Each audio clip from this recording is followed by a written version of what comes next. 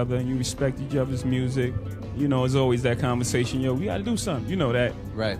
You know, the time filler. Yeah. You know what I'm saying? When that time filler turns into something real, then it's... She walked right up to me like she had something to prove. Beyoncé Knowles Carter, introducing herself to me at a private gathering after midnight. And in that moment, I knew the stories were true, but what I saw later that night, that's something I still can't shake. There's a reason the internet feels like it's shaking right now. The names emerging from those sealed documents aren't just the usual suspects anymore. We're looking at a power couple whose reach extends far beyond the stage, and the public is finally connecting dots that have been there for years. It's not just about Jay-Z anymore. Beyoncé's name is now sitting right next to his in the same breath as Epstein and Diddy. Let's start with what broke the dam. An anonymous tip to the FBI hotline painted a disturbing picture. A young woman, unconscious, waking up to Harvey Weinstein's assault while Sean Carter allegedly just watched from a chair. Pusha T was named as the one who allegedly got her there, and while the world gasped at that, the Department of Justice quietly dropped another list. Beyoncé's name was on it, and that's when the real digging began. Because when you pull that thread, the tapestry unravels in a way that exposes something much darker than a messy marriage. Let's talk about a name that's been whispered in the industry for over a decade. Kathy White, Jay-Z's alleged pregnant mistress. The woman who, according to insiders, was the real mother of Blue Ivy. Wendy Williams wasn't just speculating back in 2011 when Beyoncé's infamous crumpled bump moment happened on live television. Wendy was trying to warn us. She said Beyoncé was using a surrogate to keep her figure while Jay-Z kept his mistress close. And then Kathy White died. Officially, a brain aneurysm? Unofficially, the industry murmurs it was something far more sinister.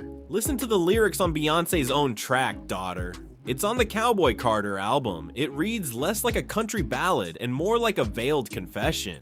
I love that woman takes on a whole new meaning. When you know the context, people are now screaming from the rooftops. They thought they silenced Wendy, but her receipts are louder than their lies. The parallels are chilling. Remember when Claudia Jordan tried to bring up Kathy's name on a podcast? The reaction was immediate and hostile. Why is everyone so terrified to speak about a woman who supposedly died of natural causes? Because in this business, natural causes is often code for inconvenient problem solved. And if you think Beyoncé was just an innocent bystander while Jay-Z ran the streets, you haven't been paying attention to the Larry Johnson interview. Larry was Jay-Z's right-hand man. They were inseparable until they weren't. The falling out happened right after Larry started talking about a party in Colorado. Think about that timing. He described a Roc-A-Wear photo shoot event in 2006 or 2007. It was late, around 11 p.m. All adults were present, drinking, partying. Then, out of nowhere, young people appeared. Not adults, young. And while Larry was sitting down, he overheard Beyoncé lean over to one of them and say something about how sexy the scene was. Larry was buzzed, so he brushed it off. He went home, but the kids stayed. He said it himself. I've been in situations where something just doesn't sound right, and it's usually involving them. That's the kind of first-hand account that you can't pay to disappear. Then there's Jaguar Wright. Love her or hate her, she sat on Piers Morgan's couch and dropped a bomb. She claimed that the entire surviving R. Kelly movement, spearheaded by Dream Hampton, was funded by Sean Carter. The narrative? Take down R. Kelly to settle a personal grudge. But the bigger accusation was about Aaliyah. Jaguar claimed Jay-Z was infatuated with her, and when Aaliyah wouldn't reciprocate, it created a dangerous rivalry. She alleged that Beyoncé and Jay are a nasty little couple who do things like put people on planes unconscious, just like what allegedly happened to Aaliyah before that fatal flight in the Bahamas. Aaliyah had no intention of getting on that plane. She was sedated. Sound familiar? Dame Dash even hinted at this dynamic years ago, talking about how Jay was sending Aaliyah flowers and trying to pull her into his circle after the R. Kelly situation. She wasn't interested, and shortly after, she was gone. Was it to make room for Beyoncé's ascension? That's the question that refuses to die.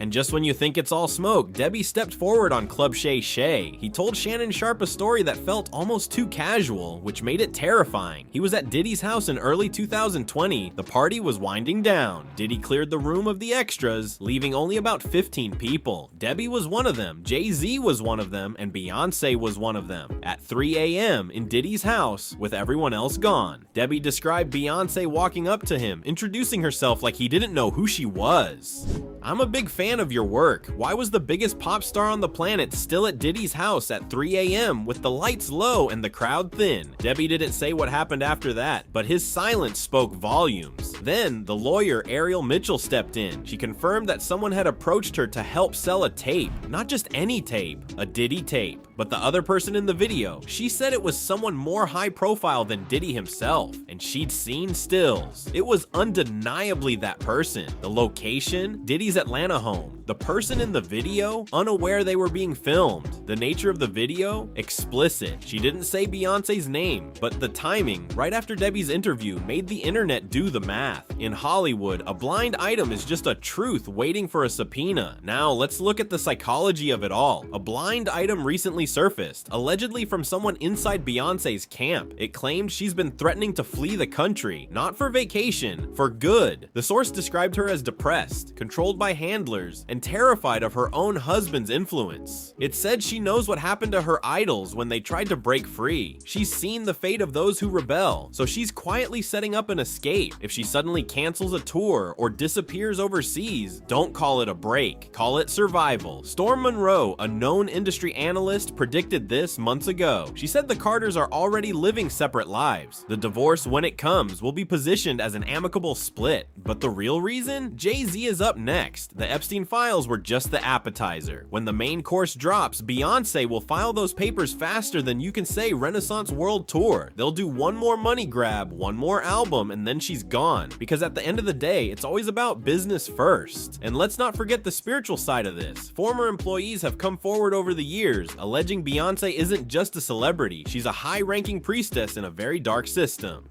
One former confidant claimed, "This has been going on since 2006. I put her on a pedestal. All the while, she was casting spells, manipulating my job, my relationships. They say the power she holds isn't just in her voice. It's in the contracts she signs in blood." Wendy Williams knew all of this. For decades, she had the insiders, she had the proof, she had the audio, and look what happened to her. Diagnosed with a convenient case of dementia right as she was about to expose the biggest names in the industry. Is it really dementia? Or is it dementia? Because in this disgusting business, the two are often the same. The comments are flooding in. People are saying, she's just as guilty as he is. She knew, she was there. And they're right. This isn't a case of a wife being blindsided. This is a partnership, a nasty little couple doing nasty little things, hiding behind Grammys and global tours. So what do you think? Was Wendy Williams silenced because she knew too much? And if Beyonce does try to run, will they let her?